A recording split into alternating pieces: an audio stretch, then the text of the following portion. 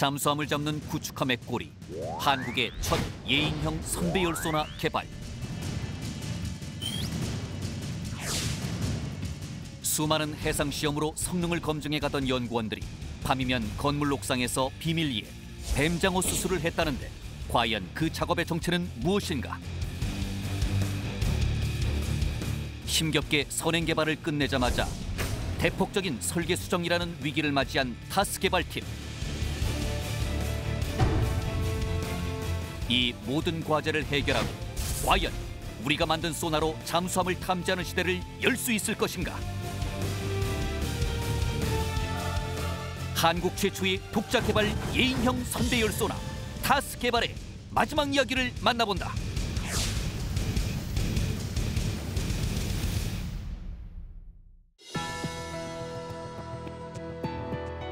여러분 안녕하십니까? 첨단 국가의 초석 방위산업의 라미경입니다. 오늘은 지난 시간에 이어 우리가 독자 개발한 예인형 선배열 소나 타스 개발사에 대해서 알아보겠습니다. 함께 하실 5분 소개합니다. 먼저 국가연 진해연구소에서 근무하시며 우리나라 소나 개발과 함정 전투체계 개발을 이끌어오신 노정호 박사 모셨습니다. 안녕하십니까? 노정호입니다.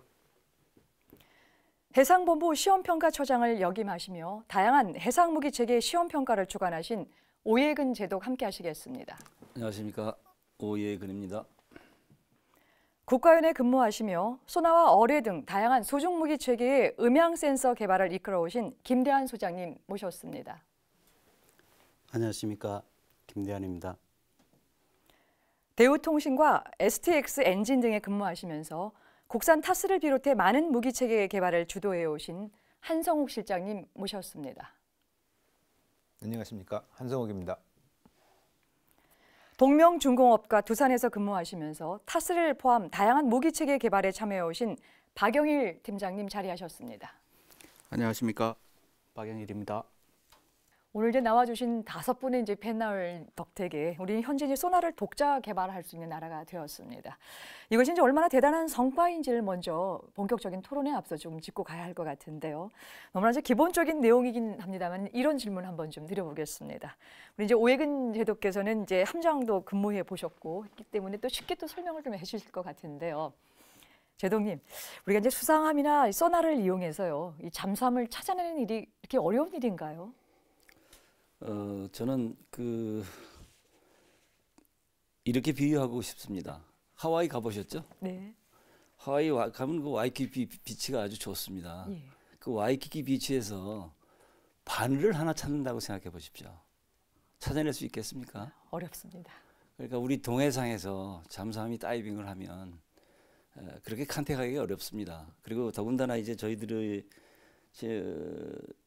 미국에서 인수한 함정을 운용할 때에 HMS라 그래가지고 훌마운트 소나, 배에 부착된 소나를 가지고 그 대잠 작전을 처음에 했습니다. 그런데 이제 그것은 그 컨택 거리에 제한이 아주 많습니다. 특히 이제 미국은 어느 정도로 그 분야의 연구를 하고 있느냐 하면 저희들이 이제 위관장교 때 한미연합 대잠 훈련을 나가면 그 소나의 형태별로 그 예측 거리를 예보를 해줍니다. 그럼 그것이 거의 맞아 들어갑니다.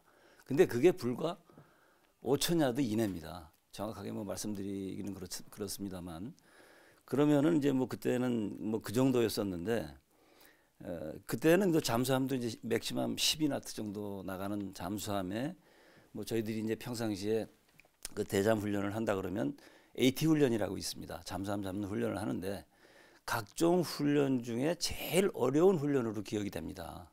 그 훈련만 하면 잘 안 돼가지고 노상 기합받고 뭐 이런 뭐 기억이 새롭습니다만 요즘은 이제 그 우리 노 박사께서 개발하신 그 타스라는 예인형 음탄기를 개발했기 때문에 장거리에서 장거리 컨택이 가능하고 장거리 컨택이 가능하다 하더라도 이 서로 모르는 상태에서 프리플레이 한다 그러면 굉장히 어렵습니다. 네. 와이키키 비치에서 바늘을 찾는 것만큼 어려운 일이다. 네. 아주 극적인 비유를 좀 해주셨는데요. 네. 김대한 소장님 어떻습니까? 그 바다 속에 원래 소음 가운데 묻혀 있는 소리를 잡아내는 거거든요. 굉장히 작은 어떤 미산. 이제 그런 소리를 잡아내 가지고 이제 추적한다는 것이 굉장히 어려운데 예, 더더군다나 이제 수중에서는 우리가 공기 중에서는 보면 어떻게 뭐 물체를 탐지한다 게 전자파를 이용해서 레이더로 쉽게 직선 거리로서 이제 탐지를 잘 하게 돼 있습니다. 근데 이 수중에서는 어떻게 보면 음향 자체가 이렇게 굴절을 하면서 전달이 되고 또 여러 가지 이게 좀 미묘하게 그 반응을 일으키기 때문에 실제로 아주 근거리에 있는데 혹은 어떻게 보면 소나의 바로 밑에 잠수함이 있는데도 불구하고 안 잡히는 경우가 허다해요. 그래서 이제 그런 어떤 수중 환경에 대한 어떤 영향도 있고 또 미세한 어떤 음향을 신호를 이제 그 저기 소음 속에서 이제 그 추려내는 기술 이런 것들이 굉장히 어렵죠. 두 분이 이제 말씀 듣다 보니까 이제 결국 이제 이 수상함이나 이제 소나를 이용해서 이 잠수함을 잡는 일이 굉장히 어렵다라고 하는 걸로 이제 결정을 좀 내려보고요. 노 박사님, 이제 그런 측면에서 우리나라가 이게 독자 개발한 이 타스 이제 어느 정도 수준인지 평가를 좀 먼저 좀 했으면 좋겠는데요. 어떻습니까? 군 요구 성능에 이제 직접적으로 표현은 안 돼 있는데 그 비교 대상이 이제 미국의 그 A인형 선배열 소나 실제 운용 중인 그 AN/SQR-19이라는 모델이 이제 우리의 그 개발 대상이라고 봐도 되죠. 그래서 그 당시 그게 이제 뭐 세계에서 최고로 좋은 그거다라고 이제 알려져 있고 또 아무데도 안 판다. 미국의 혈맹의 몇 국가만 그걸 운영한다. 그러니까 한국에는 안 판다. 이유는 뭐 여러 가지 있는데 그 중에 하나는 한국 해역에 적합하지 않다. 였습니다. 쉽게 얘기하면은 미국이 개발한 그 SQR-19는 심해에서 쓰는 것보다 대양에서 오퍼레이션하게끔 돼 있어요. 그러니까 바다에 관한 깊이에 관한 거는 어느 제한이 안 되는 운영에 제한이 안 되는 그런 환경에서 그 다음에 비교적 어떤 소음원이 작은 곳 그러니까 뭐 태평양 한가운데라든지 어떤 저남끼리의 어떤 뭘 할 때에 쓰는 뭐 그런 용도가 이제 주였다면 우리는 삼면이 바다지만 동해, 남해, 서해 같이 깊은 데 낮은 데를 두루 운영해야 된다. 첫 번째 걸린 게 운영 수심에 관해서 과연 이게 어떻게 설계해야 되냐 하는 게 가장 컸죠. 이제 그에 따라서 이제 운영 수심이 변화하는 환경이니까 이 굉장히 소음도 많은 구역이고 우리가 배도 많이 다니고 잡음이 많다는 얘기죠. 그 다음에 걸리는 것도 많죠. 어망 뭐 이런 데서 하여튼 운영할 수 있는 타스를 만들어 달라 하는 게 기본이었기 때문에 설계된서 마지막에 우리가 시험 평가한 결과로는 그 모든 걸 다 충족을 시켰습니다. 그러니까 뭐 어떤 운영상 제한을 가할 수 있는 속도 문제, 그 다음에 뭐 남해에서 서해에서 계속 끌고 동해까지 가도 문제 없고 유사시에는 30노트로 달고 그냥 이게 하이 스피드로 하게 되면 모든 인장력이나 이런 걸 다 견뎌야 되고 그런 걸 통해서 장거리 탐지도 되고 그래서 결과는 제가 판단할 때는 글쎄요 SQR-19보다는 분명히 낫다. 모르는 게 하나 딱 있습니다. 그거보다 부족한 거. 그런 식별에 관련된 정보 자산이 우리가 없다.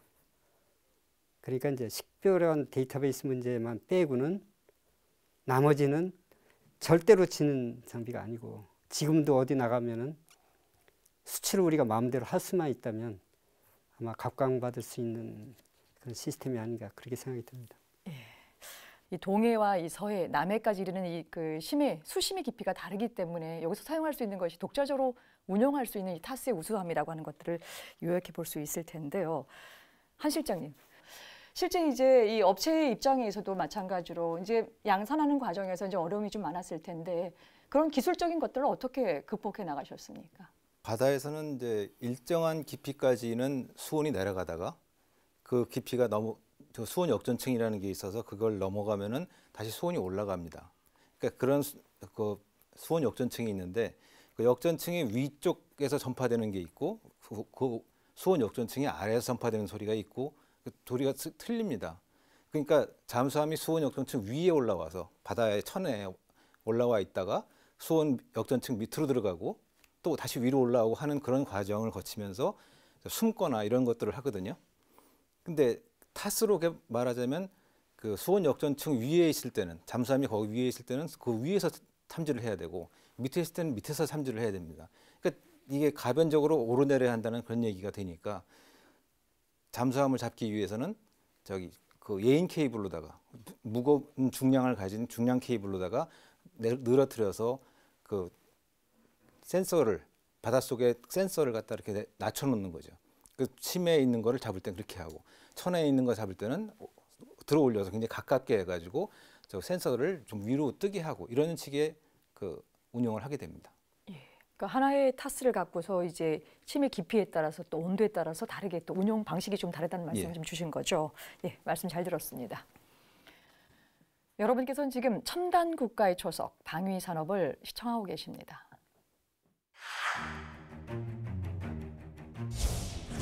타스 견인 배열 소나 시스템.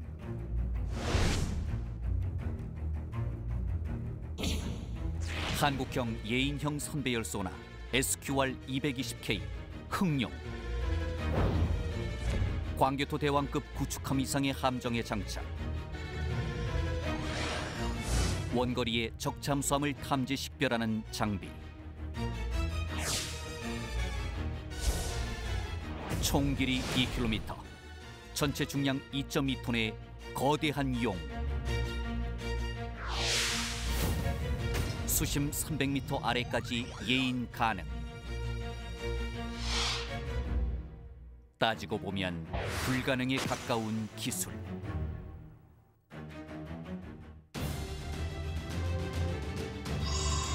타스가 적 잠수함을 찾을 때 첫 번째 방해물은 아군 함정의 소음. 해결책은 선배열 소나를 최대한 멀리 늘어뜨리는 것.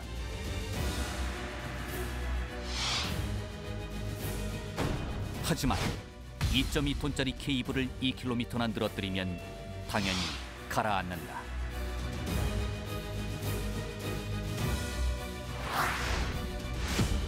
이를 극복하는 기술이 바로 중성부력. 적정 높이에 안정적으로 고정되어 수심이 낮은 천회에서도 운용이 가능한 한국형 타스.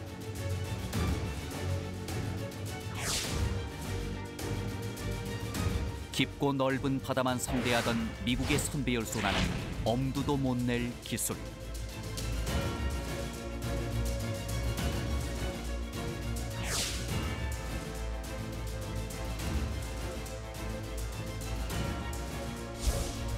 함정과 어뢰가 그랬듯 우리의 바다는 오직 우리가 만든 소나로 지킨다.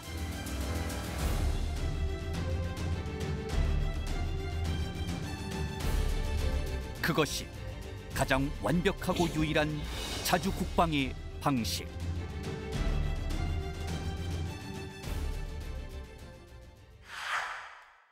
첨단 국가의 초석 방위 산업.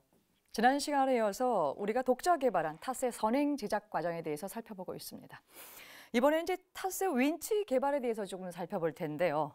박영일 팀장님, 예. 보통 이제 윈치 하면 이제 저희가 도르래 정도로만 좀 알고 있거든요. 예. 이제 구체적으로 타스에서 이제 윈치가 어떤 역할을 하는지 개념적인 것을 좀 소개를 해주시고요. 일반 윈치와는 달리 타스형 윈치가 조금 차이가 있을 법한데요. 예. 거기에 대한 좀 설명을 좀 부탁드리겠습니다. 예. 저희가 이제 개발한 타스는 일단 그 작전 시간, 주어진 시간 내에 저희가 가지고 있는 센서와 케이블을 안전하게 이제 투하 인양이 가능해야 되고, 예. 또한 그런 투하 인양 과정과 예인 과정에서의 센서와 케이블을 보호하는 기능을 가지는 것이 특징이라고 하겠습니다. 예. 일반적으로 이제 일반 그 윈치 같은 경우에는 원통형 드럼에 하나의 직경을 가진 와이어 로프를 감거나 풀고 하면서 중량물을 들어 올리거나 끌어당기고 하는 게 일반적인 윈치로 알고 있는데, 저희는 앞서 이제 말씀드렸던 바와 같이 중량 케이블, 그 경량 케이블, 센서 이렇게 세 개의 어떤 직경이 다른 케이블로 구성이 되어 있었고, 이러한 직경이 다른 부분과 또 길이가 거의 한 2.5km 정도로 기억이 됩니다. 전체 세 케이블의 길이가. 그런 부분들을 이제 드럼에 가지런히 감게 할 수 있도록 하는 그런 게 일단 특화된 기술이었고요. 또한 그 한 배 후미 쪽에 장착이 제한된 공간에 장착돼야 되기 때문에 그 2.5km 케이블을 또 저장할 수 있는 그 드럼을 좀 컴팩트하게 제작해야 되는 부분, 그런 것들이 또 저희들한테 큰 특징이었습니다. 그리고 이제 이런 어떤 그래서 컴팩트하게 제작되면서도 불구하고 저희가 일반적으로는 동력을 이제 그 구동 동력을 만들 때 그 감속기나 유압 모터를 연결해서 통상 이제 만드는 부분이 있는데, 타스는 이제 유압 모터 다이렉트로 부착하면서 어떤 구동부가 결합돼서 이제 발생되는 효율이나 이런 부분들이 최소화시키기 위해서 다이렉트로 구동을 했고, 또 속도도 저속 구동, 고속 구동이 가능한 이런 윈치로 저희들이 개발을 하게 되었습니다. 예. 이 타스형 윈치가 갖추어야 될 기본적인 조건과 또 기능이 좀 있어야 될 것 같습니다. 이런 일들이 갖춰 나가는 것도 쉽지 않고 또 처음 또 이게 도전하고 하는 일들이라서 어려움이 좀 많았을 텐데요. 그 중에서도 좀 핵심적인 기술은 몇 가지를 좀 소개를 해주시면 좋겠습니다. 기술적으로 조금 이제 두 가지를 좀 더 자세하게 말씀드리면, 일반적으로 오픈 루프라는 거는 이제 저희가 유압 펌프에서 동력을 발생해서 우리가 말하는 모터라든지 실린더, 액추에이터를 통해서 이제 그 작동을 하고, 작동을 이제 유압류가 다시 이제 유압 탱크라는 것에는 이제 다시 복귀가 되게 됩니다. 통상 그렇게 되면 이 전체 흐르는 그 순환되는 유압 그 양을 가지고 전체 저유기 용량을 산정을 하는데, 실제 타스 같은 경우에는 최고속도로 갔을 때 한 160 rpm, 분당 160리터의 그 유량이 흘러야 됩니다. 그러다 보니까 작동료는 보통 거기에 한 3배 정도 크기로 제작이 되기 때문에 한 480리터급 정도가 돼야 됩니다. 일반적 오픈 루프 때는. 그러니까 우리가 한 드럼이 그 200리터라고 보면 480리터면 한 2.5 드럼 크기의 사이즈가 이제 탱크만, 유압 탱크만 그렇게 크기가 돼야 되는데, 클로즈 루프라는 거는 개념이 이제 유압 펌프에서 토출된 이제 유량이 그 모터나 실린더, 액추에이터를 거쳐서 다시 펌프 흡입구로 들어가는 구조로 이제 설계가 됩니다. 그러면서 이제 실제적으로 계속 한 곳에 갇혀 있으면 이제 유량이 계속 그 산화되거나 이런 열이 발생하기 때문에 거기에 그 20% 정도를 저유기로 보내줍니다. 쿨링을 하거나 그 리프레시하기 위해서. 그러다 보니까 20% 정도의 한 32리터 정도가 이제 실제적으로는 저유기 탱크 설계에 그 적용하게 되었고, 그렇게 되면 한 3배 정도 하더라도 한 100리터 정도의 저희가 설계가 되니까 결국 한 2.5 드럼 사이즈의 유압 탱크 용량을 한 반 드럼, 0.5 드럼 정도의 크기로 스키즈에서 설계가 되었다 하면 그게 이제 가장 공간적인 제약에 대해서는 가장 큰 거였고, 제일 어려웠던 거는 실제적으로 이제 직경이 각각 다른 이 케이블들을 어떻게 드럼에 가지런하게 감는가. 일반적으로 하나의 케이블은 그냥 이 드럼이 돌아가는 속도와 케이블이 이동하는 옆에 적층되는 그 피치를 가지고 통상 그 비례적으로 심플하게 제작이 되는데, 저희는 직경이 다르다 보니까 드럼 속도에 따라서 이렇게 이동하는 피치가, 직경이 다른 피치가 달라지니 이제 그런 부분들을 이제 제작하기 위해서 이제 서버 밸브를 이용한 그 서버 구동 제어 장치를 만들어서 그렇게 이제 가진하게 만들었던 게 아마 타스의 가장 큰 특징이라고 볼 수 있겠습니다. 예. 이 타스에 사용되는 윈치 자체가 지금 듣는 과정도 굉장히 좀 어렵구나 싶은 생각이 좀 들었는데, 혹시 개발 과정에서 가장 어려웠던 점 어떤 것이고요? 그 중에서 그리고 어떻게 좀 극복하셨는지 실제 궁금합니다. 이제 뭐 기술적인 어려움이나 이런 부분들에 대해서는 그렇게 제가 그때 당시에는 아직 경험이 많지 않았던 신입사원이었고, 그렇기 때문에 기술적인 어려움은 크게 생각나는 건 없습니다. 다만 다 이제 노정호 박사님이나 김대한 실장님도 다 해상 시험 가게 되면 배를 저희들이 그때 저는 많이 탔던 경험이 없기 때문에 배멀미가 배멀미를 하는 와중에서도 사실은 저희들이 그 케이블을 풀어야 되고 감아야 되고 하는 어떤 해상 시험을 해야 되기 때문에 이제 그런 부분들이 저는 어려웠던 기억이 남는 부분입니다. 예. 많은 이제 해상 무기 체계 개발 과정에서 봤었을 때 이제 뭐 해상에서 했었던 뭐 제동님 이하 거기에 관련된 분들 좀 덜하도 예. 새롭게 오신 분들은 매번 이 배멀미 때문에 애를 좀 많이 쓰신 예, 얘기를 하시는데 맞습니다. 이번에도 그러셨군요. 예. 예. 이제 그렇게 이제 선행 개발을 마치고 나서요. 이제 좀 잘 진행됐으면 좋겠는데 여기에 설계에 대대적인 또 변경이 있었다고 합니다. 우선 이제 설계 변경 이유가 이제 무엇인지 궁금한데요. 노 박사님 왜 이렇게 변경하게 됐습니까?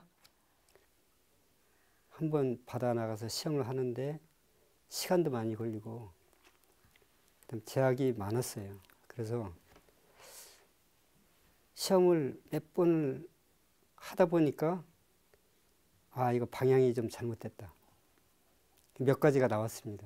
처음에 그 ROC를 만들 때는 아, 이 정도면 충분하고 여기 반드시 뭔가 효과가 있을 거라고 생각을 했는데 몇 가지가 아주 굉장히 중요한 사항이 나왔어요. 우선 전자쪽 장비 중에 신호 처리 대역이 5개로 되어 있었습니다. 근데 맨 윗단이 뭐냐면 제일 높은 주파수 대역이 어뢰를 탐지하기 위한 그거였는데 그 한 대역이 밑에 4대역의 그 컴퓨터 용량이라고 얘기하면 좋겠습니다. 거기 맞먹습니다. 근데 한 대역이 그게 사실상 효과가 별로 없다는 걸 첫 번째 알았고요.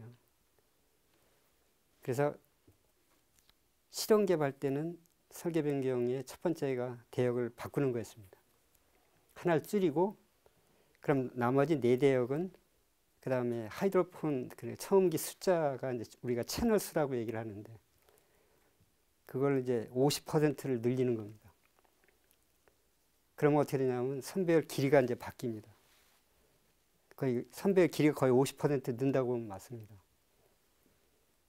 그러고 나서 세 번째가 뭐냐면 케이블 길이가 생각보다는 더 길어야 되겠다. 그래서 이제 중량 케이블 길이를 얼마나 늘렸나 하여튼 늘렸습니다.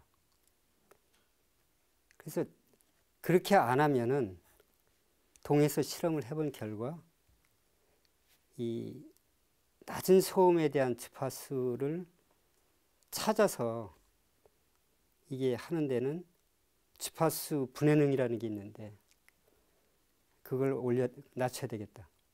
분해능을 올리면은 아주 주파수를 더 잘라서 볼 수 있다는 얘기입니다. 그러니까 맨 위에 대역을 없애고 그 컴퓨팅 파워를 아래쪽에다 대역 늘려서 이걸 이제 확대 주밍하는 그런 방식으로 이제 그러면 이제 걸리는 게 한두 개가 아니라 다 뜯어 고쳐야 돼.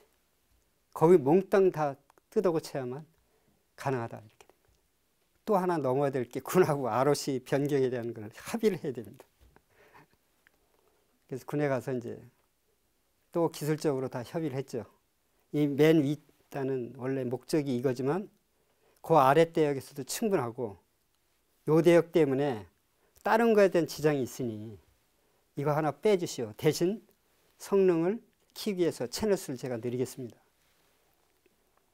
그 다음에 두 번째는 이 선 배열의 중성을 만들기 위해서는 중성 부력입니다. 이게 원래 전에는 그 대역별로 이게 센서 간격을 가운데를 중심으로 이렇게 촘촘하게 해서 이제 넓게 했는데 결론이 뭐냐? 몽땅 같은 숫자를 넣어라. 그래서 그룹핑을 하겠습니다. 대역별로. 그래서 전체는 이 센서에 대한 중성 부력을 가능한 쉽게 만들어서 예인할 때 어떤 직전성이라든지 이런 걸 확보할 수 있게 하자. 등등등 해가지고 수상하겠다. 나는 이제 그랬더니 연구원들이 다 퍼졌죠. 예. 개발자나 또 책임자 입장에서는 어쨌든 실패해서 다시 가야 되겠지만은 개발팀 전체에서는 정말 이 사기가 완전히. 조화됐다라고 하는 건 뭐 예. 그냥 들어도 알 것 같은데요. 그렇습니다. 소장님 어떠셨어요? 뭐 센서 자체를 이렇게 사용하는 큰 집 입장에서 바꾸겠다 그러는데 어떻게 다 바꿔줘야죠. 엄청난 일이었습니다. 엄청난. 이게 이제 길이 자체가 늘어나는 것부터 해서 뭐 장력 모든 것이 어떻게 보면은 이게 보안 설계가 아니고 완전히 전면 재설계의 개념이었거든요. 이제 그렇게 됐는데 사실은 그런 어떤 채널 수정가라든지 또 혹은 또 운용 깊이 증가라든지 이런 부분들은 당연히 뭐 저희들이 보완해야 되는 그런 상황이고, 사실 센서라는 어떤 측면은 사실 어떻게 보면은 좀 그 예술적인 어떤 작품을 완성하는 거하고 좀 같다고 생각을 합니다. 그래서 선행 개발 때의 이 기본적인 것은 저희들이 충분히 이렇게 하면은 어느 정도 성능을 더 보일 수 있다 하는 것을 자신감을 좀 일단 가졌고, 또 그때 당시에 군 요구 조건인 그 ROC는 센서 입장에서는 어느 정도 만족을 다 하고 있었거든요. 그래서 이제 그러면은 조금 더 이제 그 내구성도 좀 증대를 시키고, 계속 제가 이제 말씀드렸습니다마는 그 자체 소음을 어떻게 하면 조금이라도 더 내릴 것이냐 하는 그런 부분에 대해서는 저희들이 이제 굉장히 노력을 많이 하게 됐었죠. 선행 개발에서. 그래서 뭐 결과는 그 다 성공을 시켰습니다마는 그런 어떤 그 선행 때 말고 실용 때는 짧은 기간에 주어져 있는 숙제라는 게 참 엄청났습니다. 예. 네. 그 이제 절박함이 그 어떤 설계의 대대적인 변경이 아니라 재설계를 해야 될 만큼 전체적인 어떤 부분들이 어떤 부담을 좀 갖고 계신 것처럼 이제 느껴지는데요. 근데 이제 이런 부분들을 이제 여기 자체적인 팀에서도 문제가 좀 됐지만, 한 실장님, 설계 변경에 맞추어서 또 업체들도 단계 또 얼마나 이제 고생이 좀 많았을 것 같은데, 또 새로운 기술을 또 요하는 부분도 있었을 테고, 어떤 부분들이 또 가장 어렵고 극복하셨습니까? 뭐 몽땅 다 뜯어 고친다는 말이 맞았습니다. 그러니까 선행 개발 때 그 했던 그런 부분을 실용 개발 때는 굉장히 그 많은 이상, 그러니까 4배에서 8배까지 굉장히 많은 양의 작업을 해야 됐거든요. 근데 저희는 어떻게 했냐면 그 상용 제품인데 그 군용으로 쓸 수 있는 정도, 그러니까 코머셜 오프 더 쉘프라고 그래요. 코체 제품이라고 그러는데 그거를 중간에 그러니까 산업용으로 이렇게 쓰는 게 있거든요. 그런 제품들을 골라 썼고, 그다음에 싱글보드 컴퓨터라고 그래서 이제 주로 제어용으로 쓰는 그런 게 있는데, 그 보드들도 저기 그 개량이 된 제품들이 많이 나왔습니다. 그래서 선행 개발을 시작할 때보다 실용 개발을 할 때는 성능이 4배에서 8배 정도 늘어났거든요. 그러니까 우리로서는 다 ADD 안을 수용할 수가 있는 거죠. 그러니까 그래가지고 그 다 수용을 해서 이제 뭐 다 적용을 하고 하는데 별 문제는 없었고요. 문제가 있었다면은 뭐 각 파트와 모듈별로 담당자들이 있는데 모듈별로 파트별로다가 막 그 개발을 해나가는 과정에서 먼저 빨리 구현하달라고 하려다 보니까 그 의견이 서로 전달이 안 되는 가끔 그런 경향이 있었습니다. 그래가지고 그 조정하고 막 이런 것들이 이제 중간에서 있어가지고 그런 애로사항이 있었는 거 말고는 특별하게 없었습니다. 예, 말씀 잘 들었습니다. 예. 여러분께서는 지금 첨단 국가의 초석 방위 산업을 시청하고 계십니다. 큰 호수에서 송사리 한 마리를 찾는 것보다 어렵다. 사막에서 바늘을 찾는 것보다 더 어렵다. 숨기 위에 존재하는 함정, 잠수함. 수면 아래로 내려가는 것만으로 찾기 힘든 존재가 된다. 왜 잠수함은 찾기 힘들까? 가장 큰 이유는 바로 수중의 독특한 특성. 바닷속 잠수함을 탐지하는 방법은 음파 탐지가 유일한데, 소리로 잠수함을 찾기까지 각종 방해 요소들을 극복해야 한다. 첫 번째가 바다 밑의 다양한 소음. 특히 한반도 주변의 수중은 파도 소리를 비롯 각종 수중 생물과 선박이 내는 소음이 뒤엉켜 잠수함이 자신의 소리를 감추기에 적당하다. 굳이 이런 소음을 이용할 필요도 없이 온도에 따라 굴절되는 음파의 특성 때문에 수온층만 잘 선택해도 거의 완벽에 가까운 엄폐가 가능하다. 따라서 음파로 잠수함을 찾기 위해선 무엇보다 수중 환경에 대한 이해가 필요하고, 그렇게 제작한 소나 역시 실제 바다에서 수없는 시험과 수정을 통해 운용 가능한 수준으로 개발해야 하는 것이다. 사막에서 바늘 찾기만큼 힘들다는 잠수함의 탐지 성능을 증명하기 위해 과연 어떤 시험 평가를 진행했을까? 네, 자료화면 잘 봤습니다. 자, 지금부터는 한국형 개인용 선별 소나의 해상 시험 평가에 대해서 살펴보겠습니다. 노종호 박사님, 우리가 이제 늘 아쉬워하는 것이 시험 평가를 제대로 할 수 있는 환경이 부족했다는 점이었거든요. 해군 무기 체계의 경우가 그런 예가 굉장히 많이 있었습니다. 70년대에서 80년대에는 또 외국까지 또 나가서 또 시험 평가를 하게 된 경우도 있었었는데요. 이 타스의 시험 평가를 위해서 이 장비나 환경은 어땠는지 궁금합니다. 시험평가에는 최종 시험평가에는 두 가지를 해야 됩니다. 하나는 정량적인 시험평가입니다. 그러니까 ROC에 나와 있는 항목들을 어떻게 하면 정량적으로 증명을 해줘야 되는 시험평가가 있고, 그것이 다 끝나면 실제 표적을 하고의 어떤 임의 오퍼레이션을 통한 이제 탐지, 피탐지 개념으로 그걸 또 증명하는 게 있습니다. 예. 그럼 정량적인 시험평가를 하기 위해서는 뭐가 필요하냐를 과거에 그 수많은 선별 실험 세트를 통해서 고생하면서 하나하나 다 체크해 놨거든요. 그걸 사업 그 착수할 때 그걸 기획을 해서 다 받아낸 겁니다. 제일 힘들었던 게 뭐냐면 배에다 탑재하는 거였거든요. 근데 그 배가 전력화용 시험평가가 아닌 내가 정량적으로 내가 하고 싶은 때 할 수 있는 배. 그게 다행스럽게도 국방과학연구소 그 6본부의 해상시험장 건설 사업이 타스 가기 얼마 전에 착수가 됐어요. 그래서 이 선행시험평가는 그 국가의 시험선도를 못했습니다. 근데 실용시험평가는 그 배가 취역을 하면서 이 타스를 시험하게끔 구조적으로 그 뭘 해놨습니다. 그래서 거기에 컨테이너하고 윈치만 딱 갖다 올려 실으면 바로 나가면서 세팅해서 시험할 수 있도록, 그날 나가서 그날 들어올 수 있고, 그 다음에 그 예인형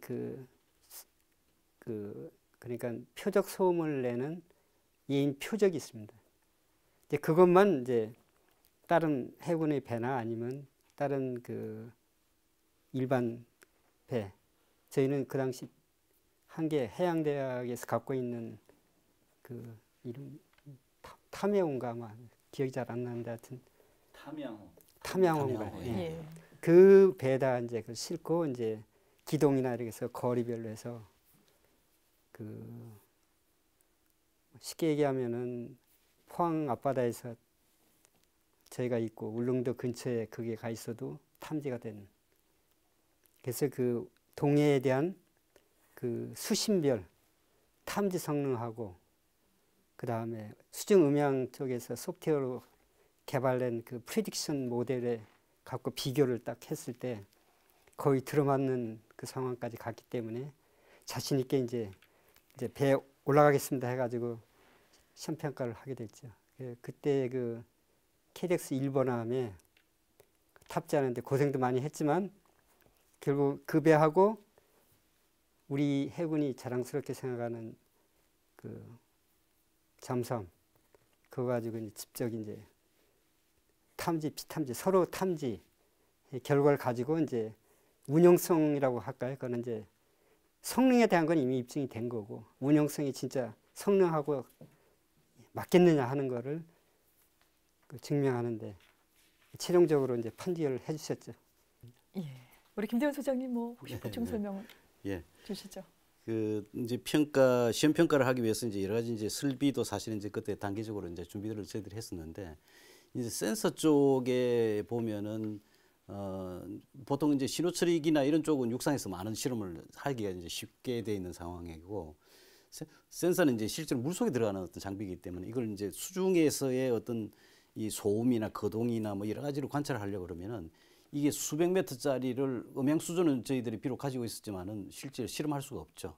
그리고 이제 단위로 이제 잘라가지고 어떤 그 샘플을 만들어서 실험한다고 그래도 전체적인 거동이나 이런 부분들을 전혀 예측을 못하기 때문에 이제 상당히 이제 애로점이 있었는데 그렇다고 매번 이제 해상 시험에 나가서만 어떤 결과를 유추하기에는 좀 어려운 점이 또 따르기도 하고요. 그래서 일단 그때 이제 독창적인 아이디어를 저희들이 낸 게 그 무양실에다가 어떤 윈치를 수평 윈치를 안에 집어넣습니다. 그래서 거기에 음향 센서를 전체적으로 이렇게 그 윈치에 감듯이 이렇게 감아놓고 그 각 센서에다가 어떻게 하냐면 헤드폰을 끼워버려요. 위치한 헤드폰을. 그럼 아주 근거리에서 고기 센서만 요게 인가될 수 있는 신호를 바깥에서 그 가상 신호로 만들어 가지고 인가를 해주면서 어떤 그 실제로 이제 물 속에서 이게 그 어떤 빔을 가지고 어떤 그 방향에서 들어오는 그런 실제 시그널을 그 가상으로 이제 만들어 가지고 이제 인가를 해주죠. 그러면은 거기서 나오는 게 실제로 어떻게 잘 합성이 돼서 또 신호 처리까지 갔을 때에 그런 어떤 그 빔을 저 방향을 제대로 인지해내는 어떤 그런 그 기능을 발휘를 하고 있는지 하는 그런 실험하는 그런 세트를 별도로 하나 만들어 가지고 운영을 했던 그런 적도 있습니다. 그래서 그런 내용은 아마 다른 쪽에서는 아마 좀 찾기 힘든 저희들이 독창적인 어떤 그런 하나의 실험 방법이었죠. 예, 네. 말씀 잘 들었습니다. 이제 제동님, 그러면 이제 이 타스의 해상 시험 평가가 할 때 궁금한 이제 그 함정을 이제 탐영을 하고 말씀을 좀 주셨고요. 장비들은 어떤 장비들이 좀 동원이 됐습니까? 그것은 지금 탐양호는 그 예비 시험할 때 예. 그거고 이제 실제 해상 시험 평가할 때는 아까 이제 그 타스 탑재한 함정은 KDX-1 광개토 대왕함에 예. 그게 뭐 시험용으로 탑재된 게 아니고 거기서 이제 나중에도 이제 지금도 탑재돼 있습니다. 탑재하고 그다음에 이제 예비 시험할 때는 뭐 물론 잠수함을 모사해 줄 수 있는 신호를 발생하는 그 기기를 가지고 했지만 이제 실제는 최종 시험은 실제 잠수함이 동원됐습니다. 그래서 뭐 지난 시간에도 말씀드렸습니다만 아직 우리가 그렇게 전력이 충분하지 않은 그런 상태이기 때문에 이 뭐 잠수함에서 이제 뭐 작전이 우선이고 그다음에 평가는 그 다음이기 때문에 그 차출하기가 참 어렵고 차출한다 하더라도 계획을 세워서 바다에 나가면 그 임무를 수행하는 확률적으로 보면은 한 60~70%도 안 될 겁니다. 나머지는 이제 뭐 기상 조건이나 다른 조건 때문에 이제 못 하고 들어오는 그런 경우도 많았고 그런데 특히 이제 뭐 한국 해군의 잠수함이 그렇게 많지 않기 때문에 이 시험 평가를 위해서 잠수함을 차출한다는 게 그렇게 어려웠습니다. 그리고 한번 나가면 이제 뭔가 결론을 얻어야 되는데 사실 나중에 말씀드리겠습니다만 실패 없는 연구 개발은 있을 수가 없습니다. 수 없는 실패를 거침으로써 더 좋은 장비가 나오게 돼 있는 거거든요. 동의하십니까? 그런데 이제 그 일반 시험 평가를 다 마치고 제가 이제 시험 평가 책임자로서 꼭 하고 싶은 게 하나 있었습니다. 광개토 대왕함하고 잠수함하고 실제 프리프레이를 해본 겁니다. 프리프레이 해보자 하니까 이제 국가연하고 잠수함 부대하고 이제 경쟁 의식이 생긴 겁니다. 이제 국가연은 100% 컨택을 해야 되는 거고 잠수함 부대에서는 너 컨택 되면 죽는 거니까 컨택 되면 안 된다고. 제가 그걸 이제 양측의 반대를 무릅쓰고 자 이건 비평가다. 그러나 우리가 이런 장비를 개발했는데 이거 한번 해보자 말이야. 그래서 이제 안전수칙을 정하고 나중에 했습니다. 하니까 광개토 대왕함은 광개토 대왕함대로 잠수함 잠수함대로 최대의 정수를 유지하고 컨택이 안 되기 위해서 그래서 그때 제 기억에 5,000야드를 안전거리로 하고 프리프레이를 했나 그런데 결과는 이제 뭐 시험평가 결과에 반영이 안 되는 거였기 때문에 이렇게 이제 감히 언급을 한다면 서로 컨택을 못했습니다. 그 정도로 그러니까 아까 이제 뭐 말씀하셨는데 우리 해군 함정 짓는 기술도 그 제일 또 중요한 것이 이제 대잠 작전의 수중 그 방사 소음입니다. 내가 그 원하는 목표로 가기 위해서 움직일 때 나는 그 소음을 최대한 줄여야 내 소음을 줄여야 잠수함을 컨택할 수가 있거든요. 그래서 이렇게 이제 뭐 잠수함은 더 어렵겠지만 그 수상함도 그냥 일반 함정, 일반 배 짓는 기술 가지고는 도저히 될 수가 없습니다. 알겠습니다. 네. 그런데 김대원 소장님, 네. 이제 해상 시험이 끝나면 숙소에 들어가서 또 한밤중에 또 뭔 일을 좀 벌이는 것 같아요. 근데 이게 뱀장어 수술을 했다고 하는데 어떤 내용입니까? 이제 선별 그 실험세트 초기 때 그런 일이 많았었죠. 예. 실제로 이제 뭐 동해나 이런 데서 이제 그 해군 함정을 지원을 받아가지고 이제 예인을 하다 보면은 초기에는 이제 이 장력에 좀 못 견디고 조금 더 이제 약간 또 강하게 좀 당기면은 이제 그 부분이 수밀이 좀 파괴돼 가지고 어떤 잡음도 들리기도 하고 뭐 이렇게 됩니다. 그러면은 일단 그 저희들이 이제 그쯤이 이제 진해 쪽이었으니까 진해에서 이제 동해까지 올라갔다가 실험이 일단 뭐 어떻게 뭐 이게 좀 수밀이 파괴되면은 또 진해까지 와서 또 수리해서 또 올라가기는 그 시간이 너무 많이 걸리게 되고 또 한 번 또 그 일정을 잡기도 어렵고 그래서 이제 그럴 경우에는 저희들이 밤에 저기 항구에 도착해가지고 그걸 이제 끌고 배에서 내립니다. 내려가지고 아까 이제 제가 뭐 한두 번 말씀드렸지만은 이제 숙소 옥상까지 올라가는 거죠. 이제 거기는 옥상은 보면 편편하기도 하고 이제 그 해군 함정에서는 굉장히 이제 좁기도 하지만 사실 보안상 또 여러 가지 걸 펼쳐놓고 하기도 문제가 있고 그래서 올라가서 이제 그걸 이제 수술을 하고 수리를 하다 보면은 꼭 뱀장어 수술한다 이래가지고 저희들 나름대로 이거 오늘 또 이게 밤새 가지고 뱀장어 또 수술을 해야 되는구나 그러면서 이제 특히 이제 이게 추운 겨울날 할 때는 굉장히 어려웠어요. 그래서 이제 그걸 수술을 하고 난 뒤에는 이 중성부력을 유지하기 위해 가지고 그 호스 내부에 그 이 오일 성격의 어떤 그 충진을 하게 돼 있습니다. 근데 그 충진 자체도 어떻게 보면 옥상에서 집어넣기 평평해서는 안 되니까 거기서부터 이제 그 지상까지 이게 늘어뜨려요. 위에서 이제 그걸 다시 부어 넣어가지고 기포를 이렇게 빼내는 그런 작업까지 이제 밤새 해가지고 그 다음날 새벽에 이제 또 배 싣고 나가서 실험을 해가지고 성공 그런 시킨 적이 있죠.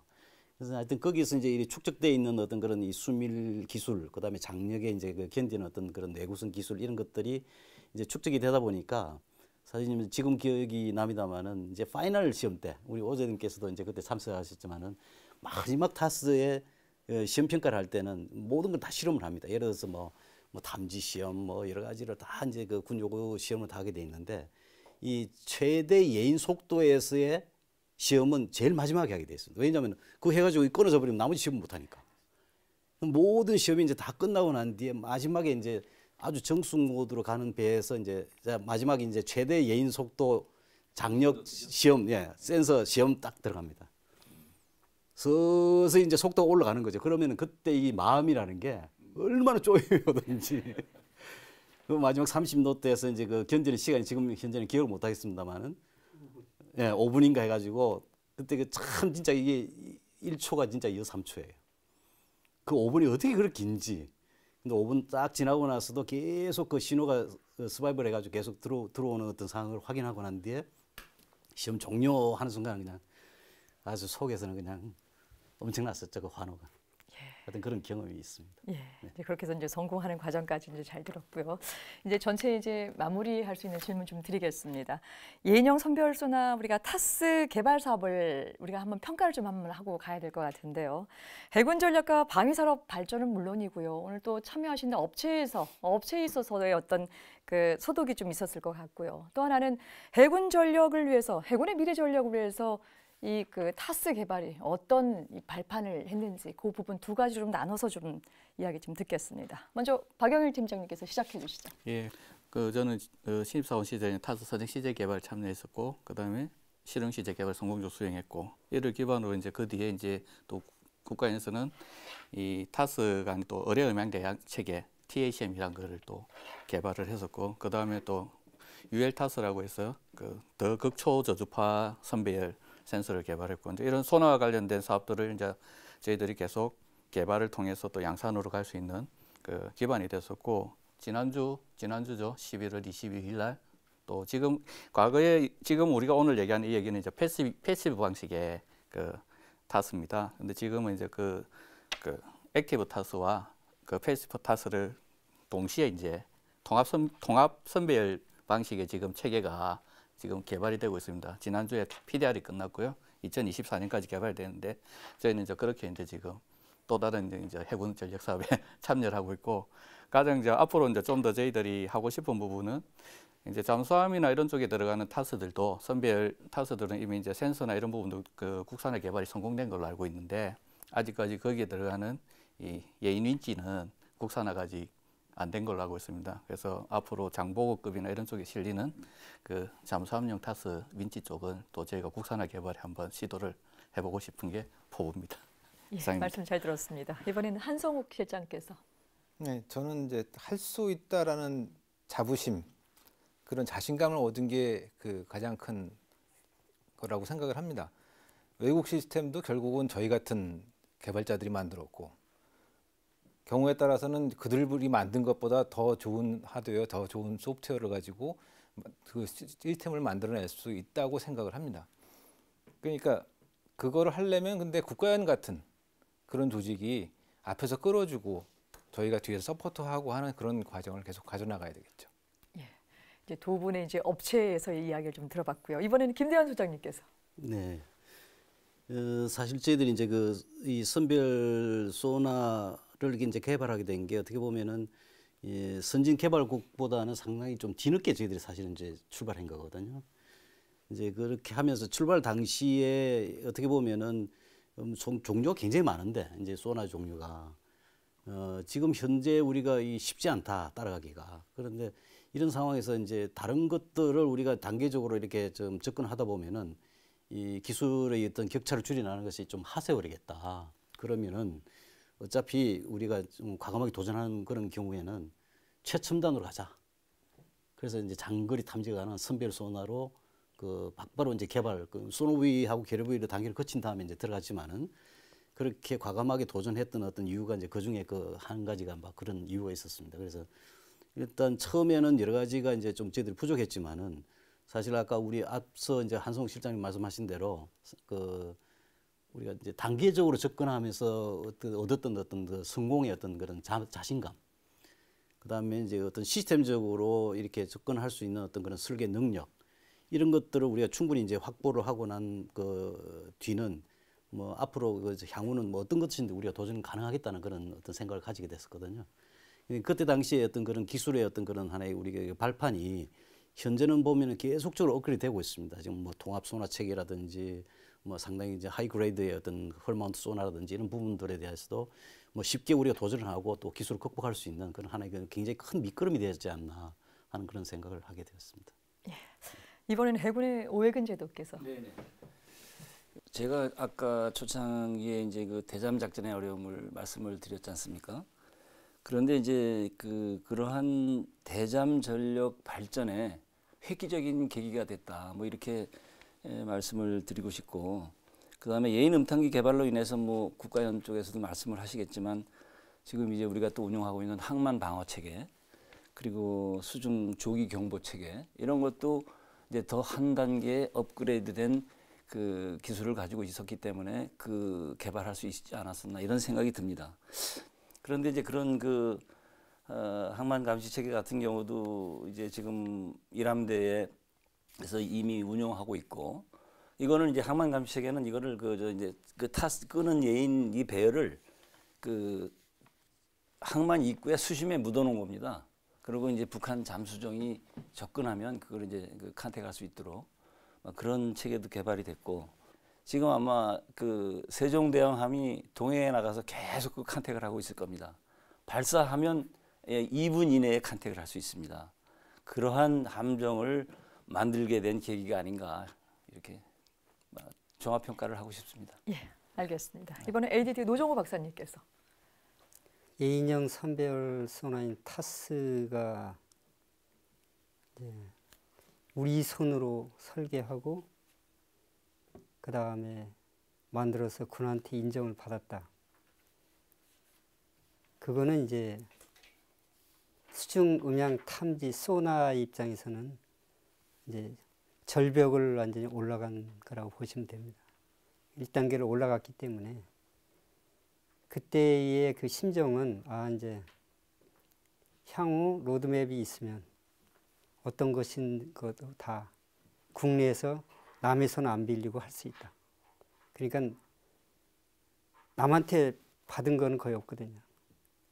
가서 곁눈질하고 배운 거 외에는 없기 때문에 우리가 설계한 게 이만큼의 성능을 가질 수 있다고 판단이 됐기 때문에 앞으로 이 소나 분야는 자주 독립이라고 제가 감히 말씀드릴 수 있는 그런 기틀을 마련하지 않았을까 이렇게 생각이 듭니다. 예, 오늘 5분 말씀 고맙습니다. 첨단 국가의 초석 방위산업, 오늘 준비한 것은 여기까지입니다. 저는 다음 시간에 더 알찬 내용 갖고 찾아뵙겠습니다. 안녕히 계십시오.